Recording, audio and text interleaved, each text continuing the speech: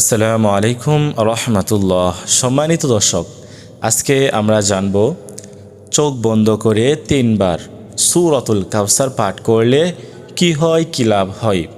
কখন এই আমলটি করতে হবে, কিভাবে করতে হবে এবং করলে কি লাভ রয়েছে এ নিয়ে আলোচনা করব। ভিডিওটি খুবই ছোট হবে, সম্পূর্ণ ভিডিওটি দেখার চেষ্টা করবেন।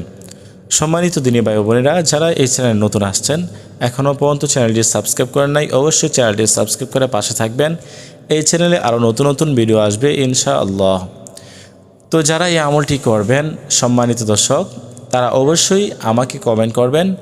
আপনাদের জন্য আমি বিশেষভাবে দোয়া করব ইনশাআল্লাহ, যাতে করে আল্লাহ তাআলা আপনাদের মনের আশাগুলো পূরণ করে দেন।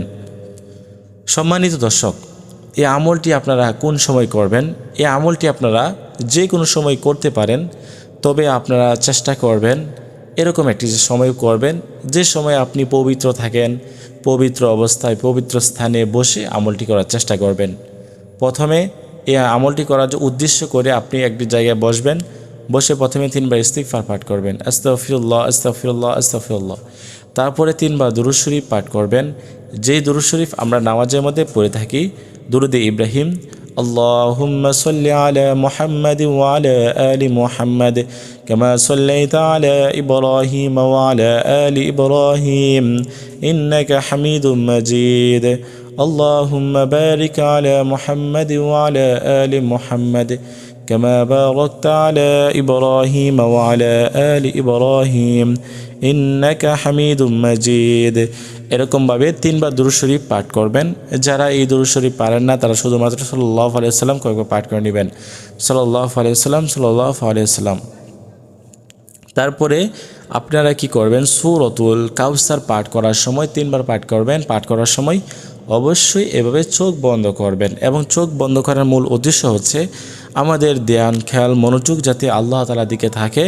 আল্লাহ তাআলার দিকে খেয়াল মনোযোগ রেখে আপনারা আমলটি করবেন। আউযু বিল্লাহি মিনাশ শাইতানির রাজিম। বিসমিল্লাহির রহমানির রহিম। ইন্না আ'তাইনাকাল কাউসার ফাসাল্লি লিরাব্বিকা ওয়ানহার ইন্না শানিআকা হুয়াল আবতার। এরকমভাবে চোখ বন্ধ করবেন। চোখ বন্ধ করে 3 বার এরকমভাবে বিসমিল্লাহ শহীদ সূরাতুল কাউসার পাঠ করবেন, এবং শেষে 3 বার দুরূদ শরীফ পাঠ করে নেবেন। এবং এইভাবেই আপনাকে আমলটি করতে হবে। যদি কেউ এভাবে আমলটি করে তাহলে তার কী লাভ হবে? আল্লাহ তাআলা ওই ব্যক্তির মনের আশাগুলো পূরণ করে দিবেন, ওই ব্যক্তির অভাব অনটন দূর করে দিবেন, টাকা পয়সার অভাব দূর করে দিবেন, তার রিজকির অভাব দূর করে দিবেন, তার যত ধরনের সমস্যা রয়েছে ওই সমস্যাগুলো আল্লাহ তাআলা সমাধান করে দিবেন। যদি আপনারা এই আমলটি ফজরের নামাজে পড়ে করেন, তাহলে আল্লাহ তাআলা সারা দিনের পেরেশানি থেকে আপনাদেরকে মুক্তিদান করবেন।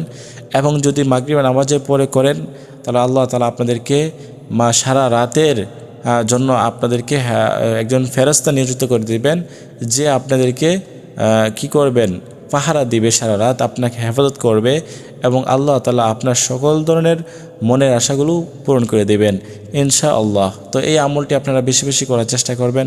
আজকের মতো এই পর্যন্তই। আল্লাহ হাফেজ।